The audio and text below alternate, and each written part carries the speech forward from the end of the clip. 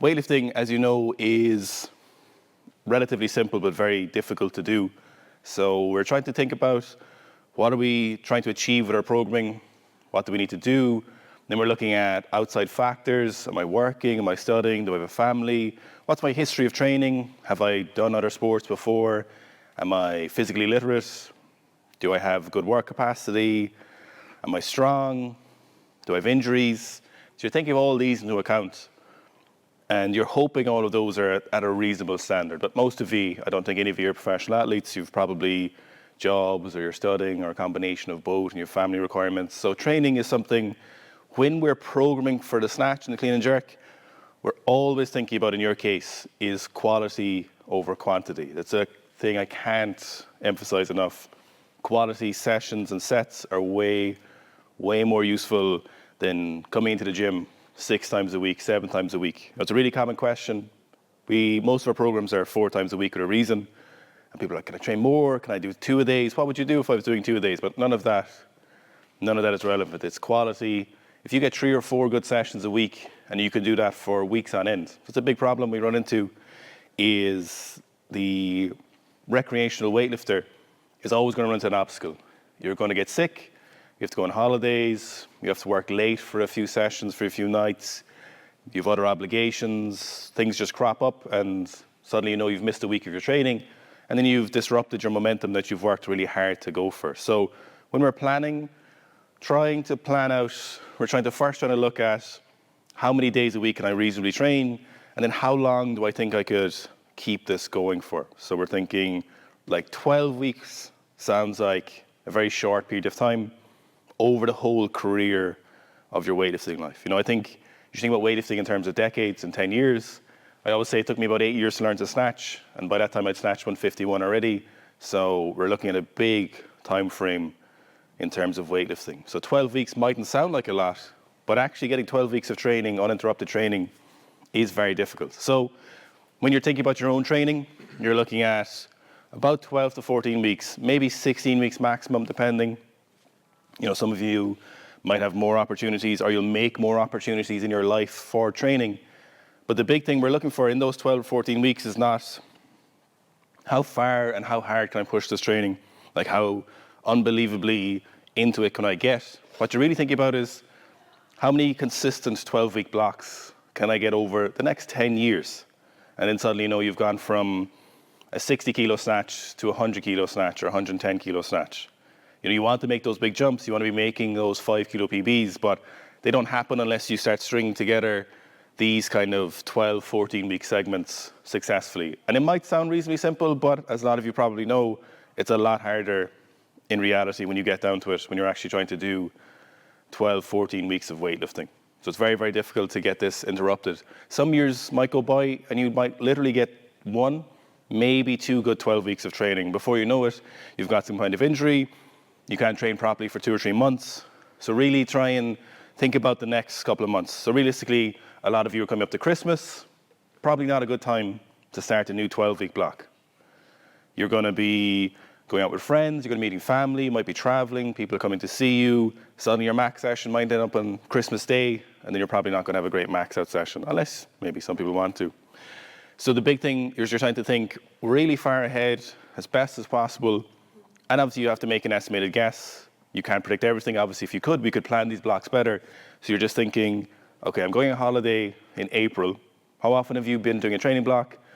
We get emails all the time, questions. I'm going on holiday in the middle of the block. What am I supposed to do? So try and plan those out. Try and facilitate your training around your life. Don't stress too much about your life. Don't try and change things in your life unless you have big aspirations for weightlifting. Those micro adjustments in your life aren't going to make those big differences. What you need is this year after year of just good quality sessions. So if we think about, okay, let's say we're going to start a training block in January. Now is probably not a good time. We're in the 1st of December. Hopefully you're coming towards the end of a training block, or maybe you're wrapping up one, which would be a good time. Then you've a little bit of a break at Christmas. And then January would be the next big time to push, because realistically, people don't really do anything in January, February, March, maybe April. Then you're probably going on a holiday. Maybe you want to look better for the summer. So in that case, then you're thinking, that's one block done. Summer's a hard time for a lot of people to get a training block in. Suddenly we're back to autumn, and we've only had one good training block done throughout the year. So do try and think far ahead, not just the next few sessions. Try and get a reasonable idea. When it comes to training frequency then, we've kind of figured, okay, I'm going to go January, February, March, or April maximum for this training block. How many sessions could I reasonably get during a week? And I know we see weightlifters training 9 times a week, 14 times a week. Gabriel, what was the max number of sessions you did when you were training? 14 sessions a week? Up to 15 sessions. Yeah. 15 sessions. And most sessions would last an hour and a half, 2 hours, 3 max snatches some days, you know, training Monday through Saturday. But you don't need that. You can get Sunday as well. Was that the sauna sessions? So when it comes to the recreational weightlifter, Gabriel's got 30 hours of training during the week, maybe 35. You need to be thinking, can I get 5 good hours done? So I've had people snatch 160, 150, 140, clean and jerk 190s with 4 and 5 sessions a week. So if other people can do that, there's a good chance you can snatch your 70, 80, or 90, or 100 with 3 or 4 good sessions for the week. So don't get too caught up in, okay, I need to do super high frequency, I need to go hard as possible. You're just looking for kind of incremental gains. Now, if we look at the left column, that's just the number of weeks. This is a snatch session. Let's say we do 2 snatch sessions per week and 1 clean and jerk, full clean and jerk per week. We might do 1 variation and 1 regular snatch. So these are sets and reps, sets first, reps after, and then this third column is the weight. So when we get to weightlifting, the most important weights are weights that are 90% plus. So you could spend all of your time snatching the 70%, the 80%, but for the most part, if you never gather enough reps in the 90% plus range, you're probably not going to make a meaningful difference to your 1 rep max snatch or clean and jerk until you practice them. But you can't get into those 90%, these kind of heavy weights here, without doing the preceding loading. So what we always do at the start of the block, we're starting higher volume. We're starting with 3s, maybe some variations. We might be doing a snatch plus hang snatch. We might do 1 plus 2 or something like that, a snatch pull plus snatch. And then you simply start somewhere in the early 70%. So we start super light, really, really light. You're always better off starting as light as possible when it comes to weightlifting training, because you can make those jumps, but all practice is good practice in weightlifting. You know, and if you need to make a slightly bigger jump, that's okay. But in general, the worst thing you can do is start too heavy when you start overshooting your initial block. Because what happens? I'll answer your questions after. So when we get to the initial block, if you start off at, let's say we're supposed to start at 70, and we're supposed to do 5 sets of 3.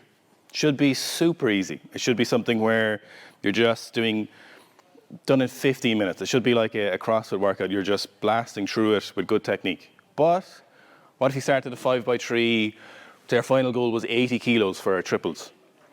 And you start out, okay, I can do 80 kilos for 5x3, but you absolutely demolish yourself trying to get that done. You're missing sets.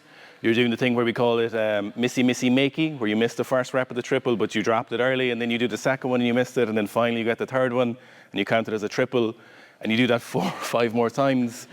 Then suddenly you're like, how many triples have I done today? How much productive session have I done? Obviously, you've had a terrible session. That's a horrendous idea.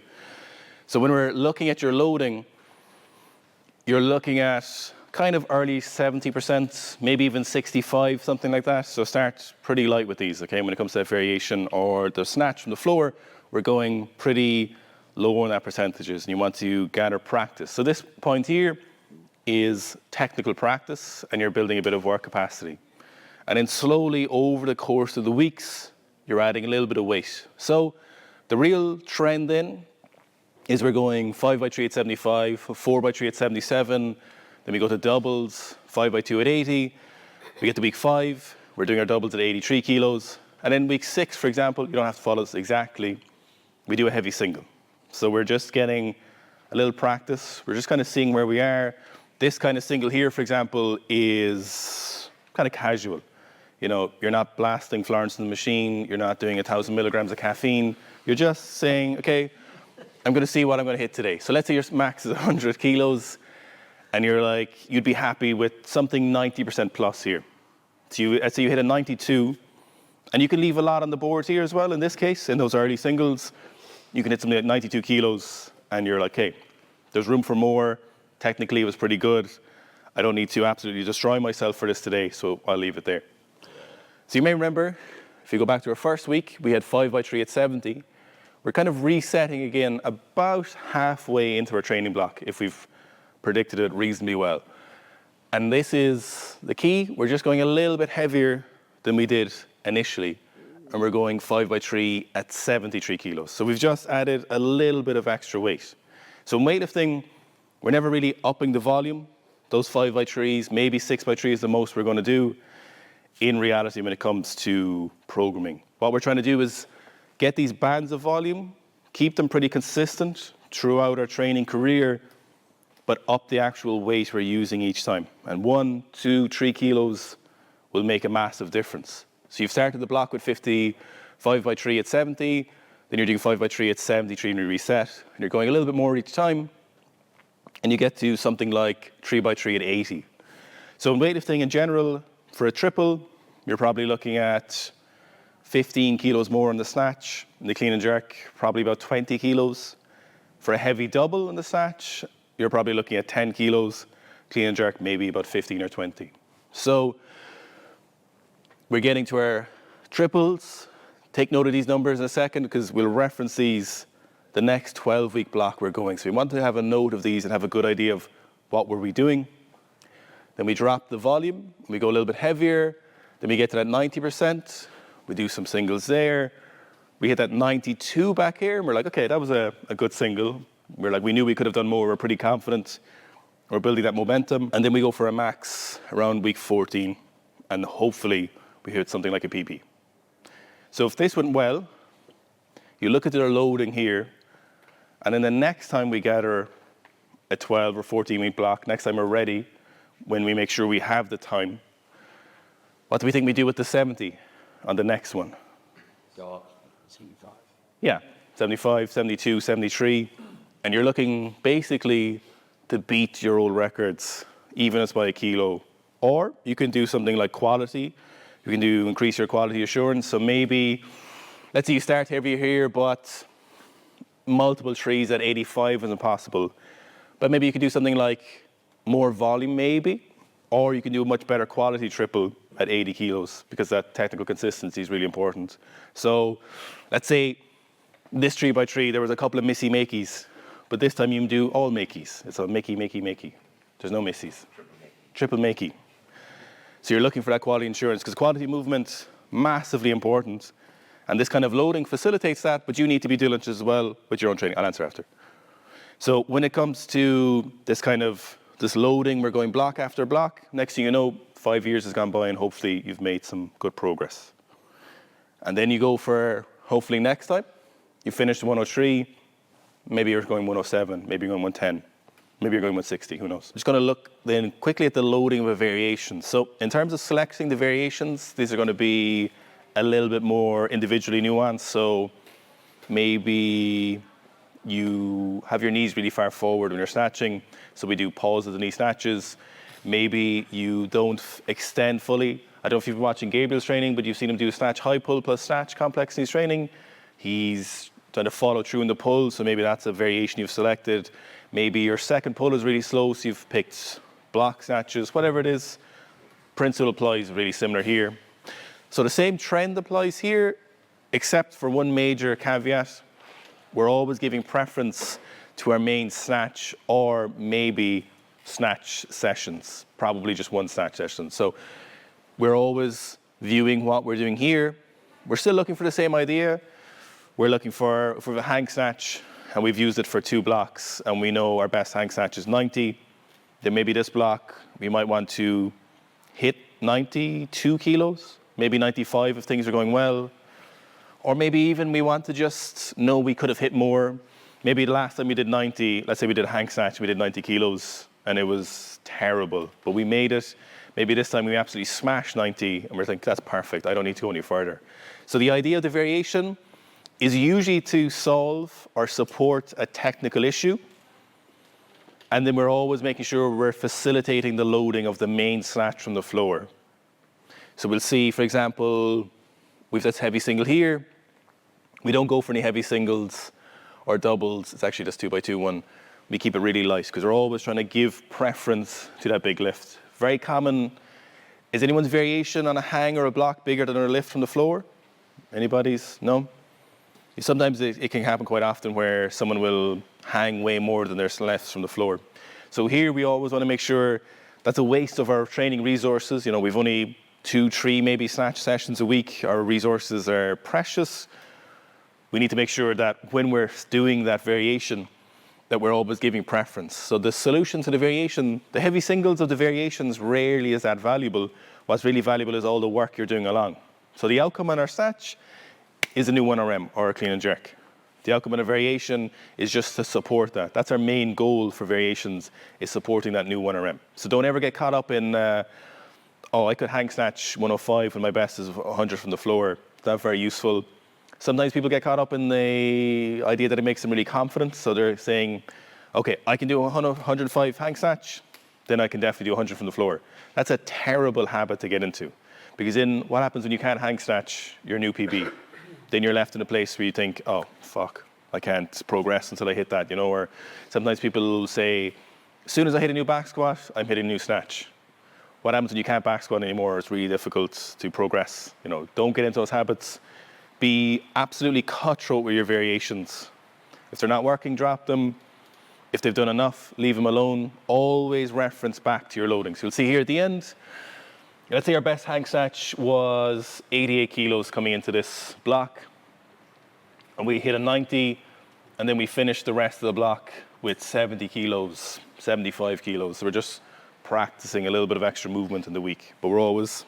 From the other perspective, as a coach, when you're programming people with variations, Mm-hmm. when do you go, this isn't working, I should change it? So if it's not aiding the technical issue you're trying to fix, so if it's maybe a slow second pull, maybe if you're looping around the knee, and after 4 weeks you don't see some semblance of a change, maybe 6 weeks, then you're okay, it's probably not the one.